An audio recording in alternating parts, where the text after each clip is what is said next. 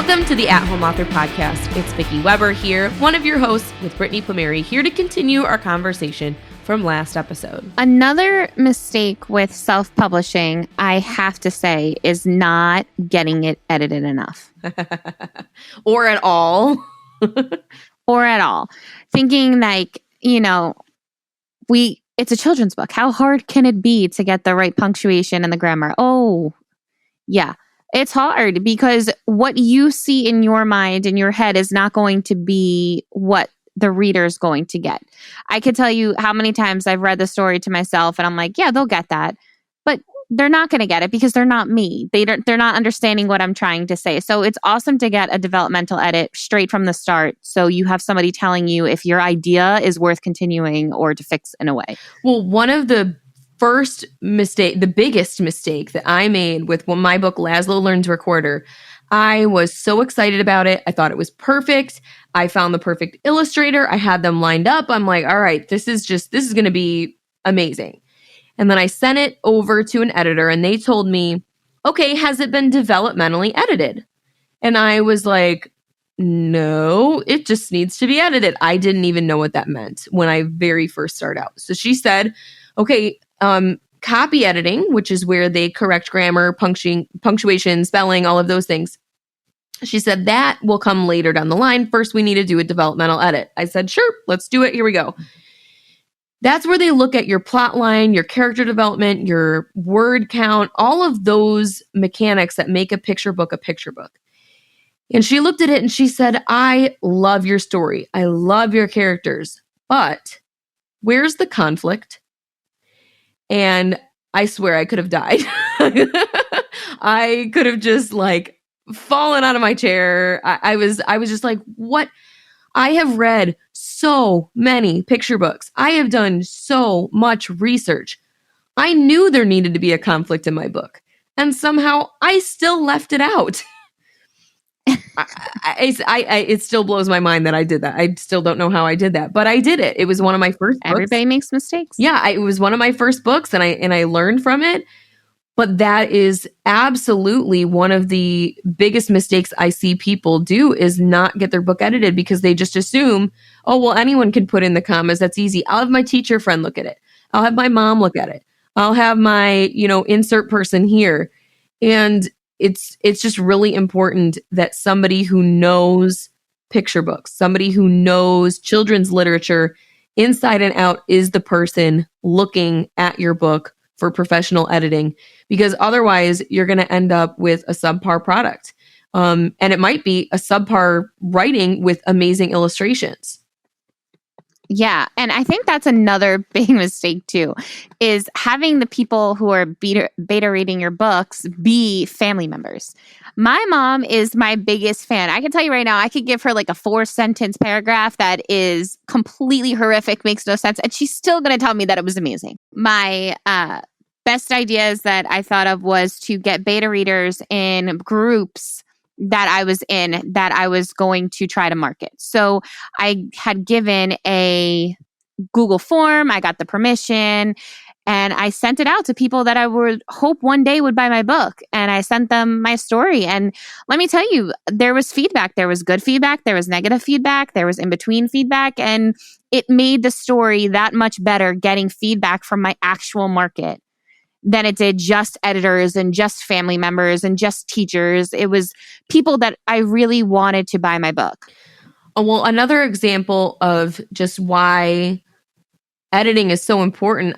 My best-selling book, Rhythm Rescue, I thought I was so clever because I named the street they were on Downbeat Street. And in music, downbeat is where the song begins. And in Rhythm Rescue, Downbeat Street was where the story began. So I thought I was clever. And one of my editors, because I do have it edited by multiple editors, I want that added perspective, said, why is it a sad street? Because downbeat is the opposite of upbeat. And I was like, oh, I hadn't thought about it like that before. So Downbeat Street became Beat Street instead. Because I don't want my non-music education audience looking at my book and being like, Downbeat Street, why is it downbeat? those are the small details that really can make a big difference, especially when you have a limited word count. Every single word counts. You shouldn't have extra characters that don't further the plot. You shouldn't need you don't need to describe what the character looks like, because the illustrator will be showing us right then and there. Every single word in your picture book counts. One of the other things I come across really frequently is people who say, hey, I've got this story written, I want to publish my book, where do I find an illustrator? And the first question I always ask people in these Facebook groups, when they reach out and email me, is, okay, how do you want to be published? Do you want to be self-published, or do you want to be traditionally published? And more often than not, I hear, oh, well, I want to be traditionally published. And I say, well, then why are you looking for an illustrator? And honestly, it's mostly because those authors haven't done their research and legitimately didn't know that traditional publishers don't want illustrations unless you are the illustrator. So some of them don't even figure that out until after they've hired an illustrator. And then they're like, okay, well, no one wants it. So then they're locked into self-publishing, even though that wasn't their first preference. So that's just a really big mistake, is no matter how you're choosing to publish, make sure you think through and do your research, ask questions. If you don't know, take courses, get coaching, or honestly, just use Google. But you need to know about those different routes before you can go down them. I also think something that should be addressed is how you write. If you're going to write in rhyme, if you're going to write in prose, either way, it takes research. You're not going to put as much detail as you're putting into a chapter book, but you're also not going to leave so much out. And if you're going into rhyming, I 100% think that you should at least attempt a course or take classes that are going to help make your rhyming better. Because as we talk about in future episodes, there are a lot of mistakes when it comes to rhyming. We're not going to touch on everything right now because we'll be here all day with rhyming in itself, but definitely check out courses. Coursera is a great place to go to when you really want to work on writing and you're not confident that what you have is up to par. We also have a free story writing course on our website, and we offer poetry coaching as well. But I completely agree. There are so many authors who think they have to write in rhyme, but don't know how. And my personal opinion is you don't have to write in rhyme. Honestly, more stories that sell are in prose than rhyme. So don't bother rhyming unless your heart's in it. Because if your heart's not in it, then you're not going to want to do the research. You're not going to want to become better at it. So don't feel like you have to. There are tons and tons of successful books out there that are prose. And it's actually a bigger part of the market than rhyming stories now anyway. So write the way you want. Don't feel like you're locked into one way or the other. And you might honestly find that some book ideas that you have work better with one or the other. You might have one story idea that you're like, this only works in rhyme. You might have another story idea that doesn't work in rhyme at all. So just be flexible with that. Another mistake I made was not making connections in the author community from the start. When we started 3 years ago, it was a couple months before I actually started engaging and having conversations with other author friends, hence how me and Vicky found each other. But that's a big part of this. Eventually, I felt like my family and my friends didn't want to hear about all my writing journeys anymore. So if I could give one piece of advice, it's find somebody in this community that you can spew ideas off of and talk to each other and have each other through all of the ups and downs. So you're not in it alone. Well, and I think it was Nikki Filipponi. She said it really well, that authors are your biggest cheerleaders. Now, they're not going to be your cheerleaders if you just show up in their Facebook groups and say, buy my book, buy my book, buy my book. But if you take the time and, learn a little bit about these people, make connections with them, support their book, they'll support yours back. They might not purchase it. They probably won't purchase it, but they will share your posts. They will like your posts, comment. They will offer you advice and suggestions. They'll be your beta readers. They'll give you honest feedback that will help you be better in the industry. So that's something really important to keep in mind, and something that new authors forget is don't post, here's my book, it just released, buy it please, in author groups, because it makes you look unprofessional, first of all. And second of all, that's not what those authors are there to do for you. They're probably not your target audience. Another mistake that I had made in the beginning, and it really ended up not being a mistake because I went against it. Thank God I had you, Vicky. But somebody I really looked up to in this industry, I had sent my story, and this author had said to not really chase my toddler book, that he didn't really see where it was going, and he wasn't sure it was going to, amount to much, and to go back to doing a second of my original rhyming book. And of course, I was defeated. I was upset. I was like, oh, that stinks. And I had reached out to Vicky, and I had told her about the conversation. And Vicky was the one that was like, no, go for it. This person doesn't have a toddler. Just try and see what happens. Let me tell you, my toddler books are the most successful of the 4 that I have right now. And the feedback that I have gotten has been incredible and has completely taught me that if you see a vision in your work, not everybody is going to see that vision. Should I have went to somebody that didn't have a toddler and, showed them this book? Absolutely not, because that person can't relate to what I was trying to do. And that's absolutely fine. Everybody is entitled to their own opinion, but don't ever just stop giving up your dreams just because one person might have thought that it wasn't okay. I love that story because I think it speaks volumes. And I actually had a client the other day that I worked with. She got negative feedback from someone in the book industry, and she absolutely felt crushed. And she came to me and she said, at this point, I don't know what to do. This is a story that's really important to me. I really want it to be published. I want my book to be the best that it can be. But at this point, I don't know what to do. And I told her, I'm like, that's the hardest thing about being an author is you have to decide when to listen to feedback and when to ignore it. And that can be really difficult when you're starting out to know who to listen to and who to ignore. But I always say to think about it objectively. Is there any truth to what this person says? Because if there is, then try and correct it. If they say, oh, well, the illustration on this page doesn't look right, well, can you have your illustrator fix that problem? Can you have just that page re-illustrated? If the problem is that you're missing commas throughout your whole book, send it for a proofread and, get that corrected. If the issue is, that you have a useless character, delete the character. Whatever it is, if you get negative feedback, take a step back, take a deep breath and think, okay, well, what can I do to make this book better? Is there a shred of truth to what they said, or is it just their opinion? Because if it is just their opinion, like Brittany, you were just saying, this person didn't have a toddler and honestly didn't understand how toddlers work and how toddlers thought. So they just thought this book doesn't make sense. When in actuality, anyone who knows a toddler knows that redirection works and it works wonders.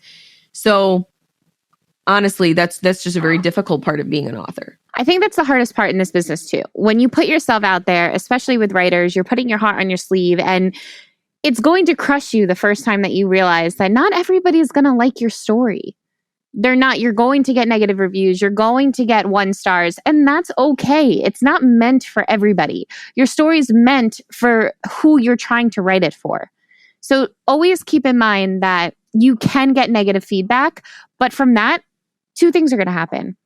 They're just not your market, or you're going to grow from it. You're going to take that advice, you're going to fix it, you're going to change it, and you're going to make it better the next time.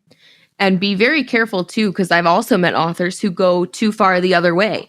They listen to everybody's advice, and therefore they lose their vision, and their story transforms too much to the point where it doesn't even resemble what the author originally intended. So you do have to walk that line and know where to stand your ground and where to let things go. It's just a tough balancing act. When it comes to publishing advice in Facebook groups, be very careful who you actually listen to. If you're asking for advice and it's a simple question like, hey, what bubble mailers do you use to send out your books? That's a harmless question with a harmless answer. But if you're asking, hey, does my paperback and hardcover need different ISBNs? First of all, the answer is yes. They are different books, even though they are the same book. They're different physical versions of it. But there are some people on Facebook, anybody can answer your question, and they might say, yeah, you don't need 2 different ISBNs. When in actuality, that couldn't be further from the truth. So whenever you're asking for actual publishing advice or marketing advice, make sure you know who you're getting it from and make sure that they know what they're talking about. If they're giving you marketing advice, do they have sales? If they are, giving you feedback on your Amazon ads, do they know how Amazon ads work? If the answer is no, then you need to tune that person out. It's really easy to have anyone give you advice, whether or not it's going to be true or beneficial to you. Finally, one of the biggest ones is the mistake of not treating your authorship like a business, because honestly, that's what it is. No matter what your intention is, whether it's, doing this for a charity, wanting to donate books, writing it for your children, if you want it to be out there in the world, you have to treat this like a business, or it's not going to get seen anywhere. You're not going to get visibility like we were talking about before. Yeah, and how cool of it to think that you are your own boss. So treat yourself as such. Make sure your finances are in order. Make sure everything is kept track. If you hired sketches, put that somewhere. Make sure that when tax season comes, you are not floored and confused and left up in the air with guessing numbers because you didn't really keep track from the beginning of what you spent and what you gained. Even if you only made $1 more than what you spent on your book, pat yourself on the back because you just made your first dollar.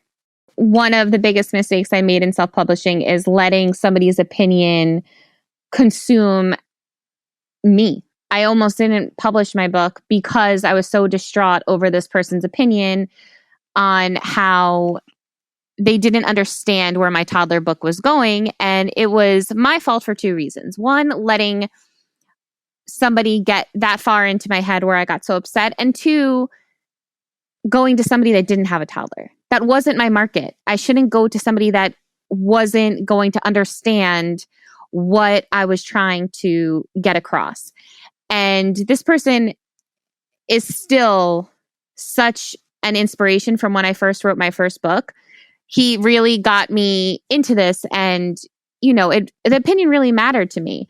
But for this specific book, the opinion shouldn't have mattered because that he didn't understand my market. And after I was so distraught and so upset and ready to give it up, I had went to Vicky, and Vicky was the one that pushed me to continue to do it. And now here I am a year later with my toddler books being my best-selling books and winning book of the year, which wouldn't have happened if I just dropped and I let go of that dream. So thank you, Vicky. Well, I know I said this to you, but it's just so important to think, is there a shred of truth to what this person said? Because they did give you some feedback, and we did make some very, very minor changes to your manuscript to make it better. But your concept, we totally left alone. The illustrations, we left alone. So you always want to ask yourself, is there any truth to what this person is saying? And if so, what can I do to make my book better? But sometimes there's no shred of truth to what they're saying. I've had people leave reviews on some of my best-selling books and say, this book language is too advanced for children. And yet the 400 other reviews all say, my child loved this, my class loves this, my kids can't get enough of this. So sometimes you just have to let go of that one person's opinion, because sometimes it doesn't matter. Yeah, and there, as sad as it is, there's always going to be a negative person in this world who's just going to tear you down because they're sitting behind a screen and it's easy. Absolutely. And one of the other mistakes that I see people make really commonly is not understanding what a vanity press is and not doing their research on them. For those of you that don't know, a vanity press is a press that is just that. It's designed to publish an author just so that author can say that they're published. They have no vested interest in marketing your book, and often they pretend to be traditional publishers and steal your copyrights. Essentially, what they do is they self-publish your book under their name and charge you way more money than it would cost for you to self-publish that book yourself. So when you're starting out and you're thinking about, do I want to be traditionally published or do I want to be self-published? You need to be very, very careful with who you're contacting, because there are very few traditional publishers who actually accept unsolicited manuscripts from authors. And if you're going to self-publish, the publisher is you. Sometimes I hear people say, oh, I'm looking for a self-publisher. A self-publisher is you. So if you're looking for a printer, be very clear that you're looking for a printer. But a self-publishing company is almost always going to be a vanity press, because if you're self-publishing, you're the publisher. Thanks for listening to the At Home Author Podcast. Don't forget to subscribe to get notified when we release new episodes. Reviews are always appreciated. For more helpful content on getting your book published or successfully marketed, visit athomeauthor.com for all of our resources. See you next time.